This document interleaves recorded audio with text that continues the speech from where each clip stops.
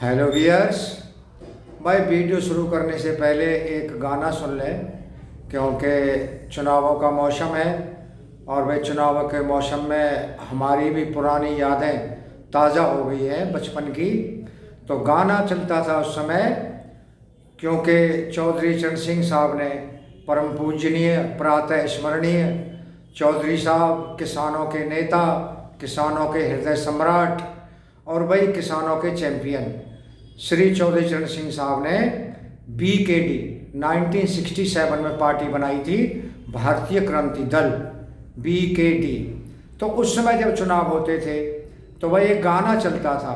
तो वह वो पुरानी यादें ताज़ा करने के लिए मैं आपको ये गाना सुना रहा हूँ कि BKD की आंधी बलमा ले ले खाट उसारे में, ये BKD की आंधी बलमा ले ले खाट उसारे में, ये BKD की आंधी।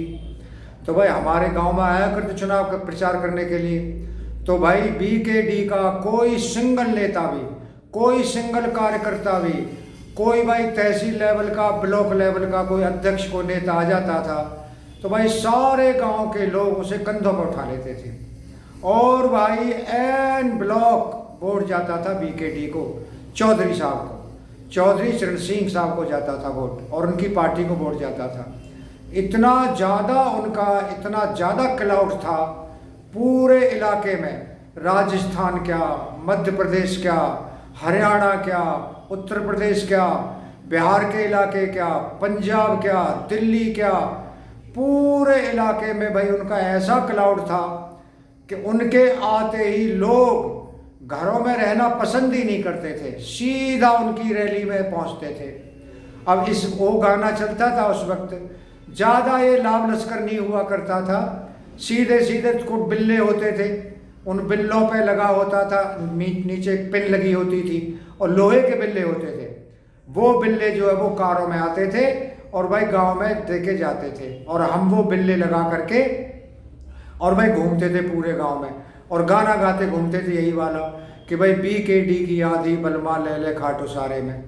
और भाई फिर उसके बाद एक गाना और बहुत चलता था कि ये कांग्रेस के भूरे भैंसा और तेरो ही खेत उजाड़ेंगे, ये कांग्रेस के भूरे भैंसा तेरा ही खेत उजाड़ेंगे, ये कांग्रेस के भूरे भैंसा।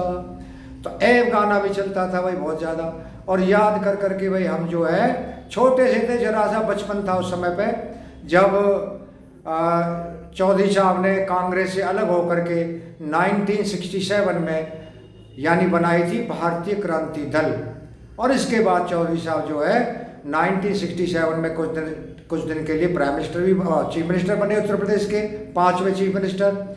और फिर उसके बाद हट गए वो, फिर दोबारा फिर चीफ मिनिस्टर बने।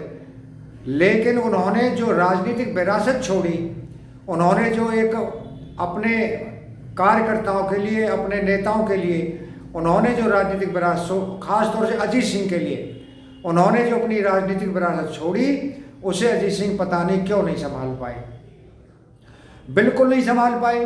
कहाँ कमी रह गई भाई, क्या हुआ ऐसा? भाई हमारे यहाँ तो पूरा का पूरा चौधरी साहब का नाम लेते ही और भाई लोगों में जोश आ जाता था।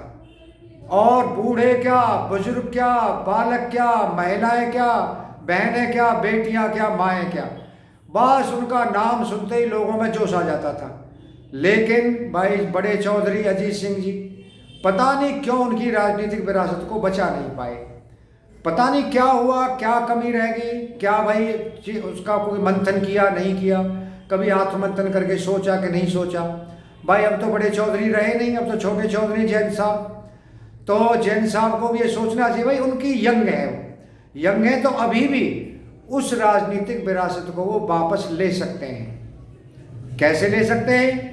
खैर छोटा मुंह बड़ी बात, लेकिन फिर भी मैं उम्र में बड़ा होने के नाते उन्हें एक सुझाव दूंगा कि वो सिर्फ एक ही नारा लगाते हैं पूरे देश में, पूरे उत्तर प्रदेश में, पूरे हरियाणा में, पूरे पंजाब में, पूरे राजस्थान में, कि किसान किसान किसान, मजदूर मजदूर और मजदूर। और बस इसके अलावा भाई कोई नहीं, ये नारा लगा दें। और भाई ऐसे नहीं ड्राइंग रूम पॉलिटिक्स नहीं करनी पड़ेगी इसके लिए आपको ज़मीन पर उतरना पड़ेगा, 24 आवर्स आपको फील्ड में रहना पड़ेगा जनाब, तो आप चौधरी साहब की विरासत को वापस पा सकते हैं। भाई आप ओनली किसान किसान चिल्लाते रहें, और भाई जब आपकी सत्ता, किसान आपको सत्ता दिलवाएंगे तो जरूर फिर आप जो है वो चिल्ला रहे थे जो किसान किसान और उनकी मांगों के बारे में, तो सत्ता मिलते ही आप उनकी मांगों को पूरा भी कर पाएंगे। इसीलिए मैं आपसे कह रहा हूँ कि भाई आपको फील्ड में उतरना पड़ेगा, और आपको राजनीतिक सत्ता जो मिली थी, जो आपको राजनीतिक विरासत मिली थी चौधरी साहब से, उसे तभी आप पूरा कर पाएंगे। भाई हमें तो बड़ा दुख होता है, हमें तो बड़ी तकलीफ होती है कि भाई आपने जो है दूसरों के लिए अपनी ज़मीन खाली छोड़ दी, और आप जानते भाई ज़मीन खाली छोड़ेंगे तो क्या होगा। आपके जो पॉलिटिकल राइवल्स हैं भाई, इसमें समाजवादी पार्टी है, जिसमें बीजेपी है, जिसमें बहुजन समाज पार्टी है, उसके लिए आपने ज़मीन छोड़ी, और जब ज़मीन छोड़ी तो उन लोगों को मौका मिला। भाई कहीं आप शून्य छोड़ेंगे तो शून्य को भरने के लिए कोई तो आएगा, तो कहाँ कमी रहेगी आपको ये सोचना चाहिए। ये तो एक छोटी सी कहावत भी है कि भाई तागा जब खचाखच भरा हो और भाई उसमें एक सवारी के लिए भी जगह ना हो और सवारी चढ़ जाए लेकिन जगह ना हो, अगर सवारी को कोई सवारी दूसरी जगह दे देती है जो पहले से बैठी हुई थी, तो धीरे धीरे धीरे धीरे वो बाद में आने वाली सवारी पहली वाली सवारी के लिए भी उसमें जगह को तंग कर देती है, ईवनों से उठने की नौबत आ जाती है। इसीलिए आपने वो ज़मीन दी। भाई समाजवादी पार्टी को ज़मीन आपने दी, बहुजन समाज पार्टी को ज़मीन आपने दी, बीजेपी को ज़मीन आपने दी। तो भाई जयंत चौधरी साहब, हम तो आपसे यही कहेंगे कि ये पॉलिटिक्स जो आप करते आए हैं, जिस तौर तरीके से, जिस रवैये से आप पॉलिटिक्स करते आए हैं, वो पॉलिटिक्स अब नहीं चलेगी। आपको ज़मीन पे काम करना पड़ेगा। और भाई हम तो दोबारा से क्या, जनता दोबारा से, पूरा किसान, पूरा मजदूर, वो किसी भी जाति का हो, किसी भी समुदाय का हो, वो भाई सिख हो, वो ईसाई हो, वो मुस्लिम हो, वो भाई क्या हो, यानी कोई भी हो, हिंदू हो, और किसी भी किसका हो, समुदाय का हो, किसी भी जाति का हो, वो जाट हो, वो गुर्जर हो, वो यादव हो, वो चाहे मुस्लिम हो, कोई भी हो, सब आपके साथ एक बार फिर खड़े हो जाएंगे और आप अपनी ज़मीन को दोबारा वापस ले सकेंगे। भाई मैं तो यही कहूँगा कि एक परवीन शाकिर है, मशहूर शायरा, उनका है एक शेर है कि हाथ तो कूजागरों के कटवा दिए हमने, हाथ तो कूजागरों के कटवा दिए हमने, मोजा वही फिर उसी चाक से है।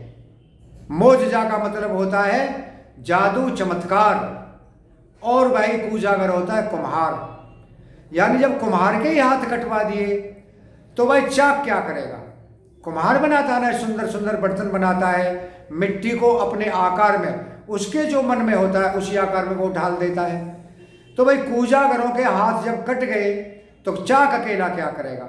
उसी तरह आपने भी सिद्धांतों से तो भटके नहीं, ये तो मैं मानता हूँ कि चौधरी साहब के सिद्धांत थे उनसे तो भटके नहीं, लेकिन आपने भी रफ्तार धीमी कर दी, और रफ्तार धीमी कर दी तो दूसरे लोग जो आपसे ज़्यादा रफ्तार से चल रहे थे उन्होंने आपकी ज़मीन हथिया ली, और ज़मीन हथियाने से आप बहुत ज़्यादा कमज़ोर, यानी आपका जो जनाधार था वो खिसक गया। भाई जनाब मुजफ्फरनगर में और बागपत में भाई आप दोनों खड़े हुए, बड़े चौधरी साहब भी और आप भी खड़े हुए, जयंत चौधरी साहब, दोनों हार गए। हालांकि मान लगे वो हार बहुत ही क्या थी, वो नेक एंड नेक फाइट चली थी, नेल कटिंग फिनिश हुआ था, लेकिन बावजूद उसके भी आप चुनाव हार गए। तो इसका मतलब है कि आपको अपनी राजनीति का ढर्रा, आपको अपनी राजनीति का रवैया बदलना पड़ेगा। और भाई पूरे लोग आपके साथ खड़े हैं, ये भी मैं आपको बता दूं। अभी भी लोग चौधरी साहब को भूले नहीं है, उनके कामों के गुणगान तो कोई आदमी 1 साल तक लगातार 24 घंटे गुणगान करता रहेगा, तब भी भाई उनके गुणगानों की लिस्ट खत्म नहीं होगी। इसीलिए किसानों के लिए उन्होंने क्या किया, खैर इसके ऊपर तो अगला वीडियो आने वाला है, चौधरी साहब के ऊपर, चरण सिंह साहब के ऊपर आने वाला है वीडियो, वो सभी दोस्त आप देखेंगे। तो इसीलिए मेरी आपसे गुजारिश है कि भाई आप अपना राजनीति का रवैया बदलें और आप बदलेंगे। बहुत बड़ा भी जनाधार आपका, बड़ी अच्छी अच्छी बेल्ट है आपकी पश्चिमी उत्तर प्रदेश में भाई। आपके पश्चिमी उत्तर प्रदेश में चाहे आपका और हरियाणा में और इवन है भाई आपके राजस्थान में बहुत बड़ी बड़ी बेल्ट है आपके लिए। और पंजाब में भी आप कोशिश करेंगे तो दोबारा से वो जो खिसका हुआ जनाधार है वो आपकी तरफ जरूर आएगा। आप जानते हैं कि अभी भी बड़ी बड़ी बेल्ट बची हैं आपके पास और बहुत बड़े कार्यकर्ता बचे हैं आपके पास। आप उन्हीं को बूस्ट करेंगे, उन्हीं को आप मजबूती देंगे तो वो कार्यकर्ता और कार्यकर्ता लाएंगे और इस तरह दोबारा से भाई आप जो अपनी खोई हुई जमीन वापस कर सकेंगे। भाई आप जानते हैं कि भाई माता श्री प्रातः स्मरणीय आदरणीय श्रीमती गायत्री देवी, आप जानते हैं कि उन्होंने पहली बार हमारे इलाके से चुनाव जीता था 1967 में और वो इलाका था इगलास विधानसभा क्षेत्र, वहाँ से उन्होंने चुनाव जीता था। और फिर उसके बाद 1974 में उन्होंने मथुरा के गोकुल से चुनाव जीता था और लोगों ने उन्हें सर माथे पर उठा लिया था और उठाते थे सारे लोग। भाई मैंने तो उन्हें अपनी आंखों से देखा, अपने सामने 5 फुट की दूरी पे माता जी को अपनी आंखों से देखा है। मेरे यहाँ पे आई थी वो चुनाव प्रचार करने के लिए और उनके साथ थे राजेंद्र सिंह जो 1977 में उत्तर प्रदेश कैबिनेट में कृषि मंत्री बने थे, उनके साथ आई थी, मेरे गांव में आई थी और भाई उन्होंने हाथों को उठा लिया था लोगों ने। और भाई क्या ममता थी उनके अंदर, क्या भाई किसान के लिए दर्द था उनकी आंखों में, वो दूर से ही झलकता था, दूर से ही झलकता था भाई उनकी आंखों में। इतना ज़्यादा स्नेह था, इतना ज़्यादा ममता थी किसानों के लिए, मजदूरों के लिए उनकी आंखों में। हालांकि उनका कद छोटा था लेकिन इरादे उनके आसमान से भी ऊंचे थे, आसमान से बुलंद इलाके थे, यानी उनके इरादे थे। इसीलिए चौधरी साहब, जैन साहब, आप कोशिश करेंगे तो एक बार हम सब आपके साथ लौटने के लिए तैयार हैं। लेकिन समाजवादी पार्टी से जो आपने गठबंधन किया है तो भाई आप जानते हैं कि समाजवादी पार्टी से अपनी पटती नहीं है, सीधी बात है। और बहुत लोग हैं जिनकी पटती नहीं समाजवादी पार्टी से। आपने जहाँ जहाँ भी लिस्ट जारी की है आपने कैंडिडेट्स की, आगरा में भी की है, कुछ आपने अलीगढ़ के क्षेत्र की है, कुछ आपने इधर की है मेरठ में, बागपत में कुछ कैंडिडेट आपने लिस्ट जारी की है 2022 के चुनावों के लिए। तो आप जानते हैं कि उसमें समाजवादी पार्टी के आपके भी है भाई। लेकिन समाजवादी पार्टी से बहुत लोग हैं मेरे जैसे जिनकी समाजवादी पार्टी से पटती नहीं है, ये सबसे बड़ा पंगा है। और आप जानते हैं मेरे क्षेत्र से भाई बहन ज्ञानवती जी मेरे क्षेत्र से इगलास से जीत के आई थी 1991 में। तो आप जानते हैं क्या पूरा इलाका आपको आज भी चाहता है और चौधरी साहब को तो इतना चाहता था और आज भी इतना चाहता है उनको कि आप पूछे नहीं। इसीलिए आपसे भाई हमारी प्रार्थना है, गुजारिश है कि आप अपनी ज़मीन वापस लेने के लिए आपको संघर्ष करना पड़ेगा, आपको ज़मीन पर रहना पड़ेगा। ये ड्राइंग रूम पॉलिटिक्स है, ये नहीं चलेगी। और आपके जो कार्यकर्ता हैं, आपके जो पदाधिकारी हैं, जो पार्टी के ऑफिस वियरर्स हैं, उनको भी ड्राइंग रूम पॉलिटिक्स छोड़नी पड़ेगी। और मैं बताता हूँ 2 साल के अंदर, मैं गारंटी देता हूँ 2 साल के अंदर चौधरी साहब की ज़मीन, राजनीतिक विरासत को आप वापस पा सकते हैं। भाई आपसे गुजारिश है, लेकिन समाजवादी पार्टी से भैया अपनी पटती नहीं है, सुन लो ध्यान से। अगर आप दोस्तों आपको, और हाँ भाई अगला वीडियो आ रहा है चौधरी साहब के ऊपर। हालांकि अगर मैं उसे 4 घंटे का वीडियो बना दूं तब भी उनके जो कार्यकलाप हैं, उनके जो प्रोग्राम्स हैं, किसानों की जो उनकी भलाई है, उन्होंने किसानों के लिए उनके अंदर दर्द था, वो 4 घंटे के वीडियो में भी कंप्लीट नहीं हो पाएगा। लेकिन जो भी होगा मैं चौधरी साहब के ऊपर वीडियो डालूंगा अगले वाला, और आपको अच्छा लगेगा वो वीडियो। अगर आपको वीडियो अच्छा लगे और वो भी अच्छा लगे तो भाई आपका बहुत बहुत धन्यवाद। आप चैनल को सब्सक्राइब करना, वीडियो को लाइक करना, और अगर आप कर सकें तो भाई वीडियो को ज़्यादा से ज़्यादा शेयर करना। भाई आप अपना सुझाव कोई दें तो your suggestions are most welcome. Thank you very much.